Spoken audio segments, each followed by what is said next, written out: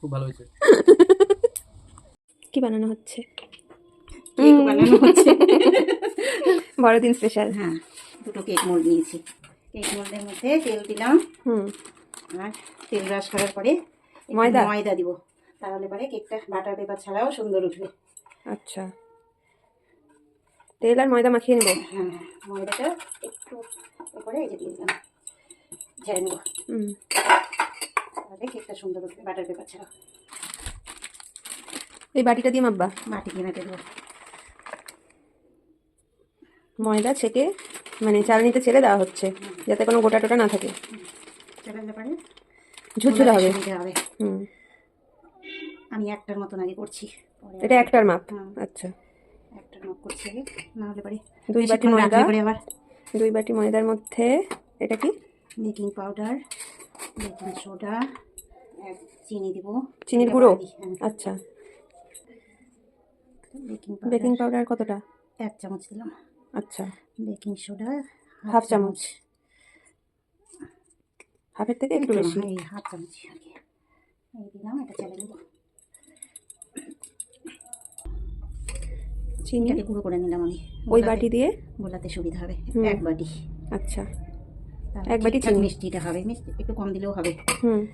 তেল দিব, সাদা তেল। ওই বাটি দিয়ে মেপে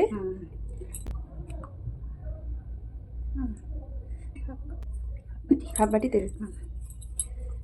বাটার দিলাম না, আমি তেল দিয়ে করবো। একটু দই দিব আমি।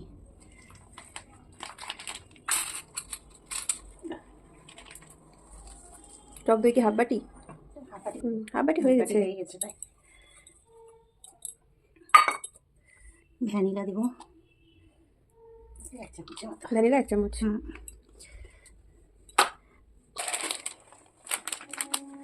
ফুটিটাও আমি একটু ময়দা দিয়ে কোট করে নেব, কেন তাহলে পরে ওটা তেল টানবে না? না, এটা একদম তাহলে গায়ে গায়ে লাগবে না। আচ্ছা, মানে এটা বোঝা যাবে আর কেকের ভেতরে। এটা করে কোট করে দিলে পরে এবার কিশমিশ দেওয়া হচ্ছে। কিশমিশ দিলাম অনেকটা। কিশমিশ, খেজুর, কাজু সব দিলাম। তো ভেতরে কয়েকটা দেবো, উপরে দেবো। আমি হাত দিয়ে গোলাবো। দুধ দেবো। দুধ কতটা? দুধ কতটুকু লাগে? 1 বাটি দেওয়া হলো। মানে জিনিসটা পুরোটা দুধ দিয়ে গোলা হবে? দিয়ে গোলাবো। আচ্ছা, এখন একটু করে ফেটাবো। কড়াই গরম করতে দিয়ে দেওয়া হলো। ফেটাতে কড়াইয়ে এই মুখটা লবঙ্গ দিয়ে আটকাতে হবে। আর হচ্ছে একটা প্লেট আবার উল্টা করে পেতে নিতে হবে যাতে ডিরেক্ট টাচে না আসে কড়াইয়ের সঙ্গে কেক মোল্ডটা। নষ্ট হবে। আর এটা একটু বেশিক্ষণ ধরে ফেটাতে হবে যাতে ভেতরটায় ফ্লাফি হয়। হাওয়া পর্যাপ্ত পরিমাণে না ঢুকলে কেকটা স্পঞ্জি হবে না। 1 বাটি দুধেই ঠিকঠাক গোলানো হয়ে গেছে ব্যাটারটা, আর দুধ লাগেনি। এবার বসানো হবে।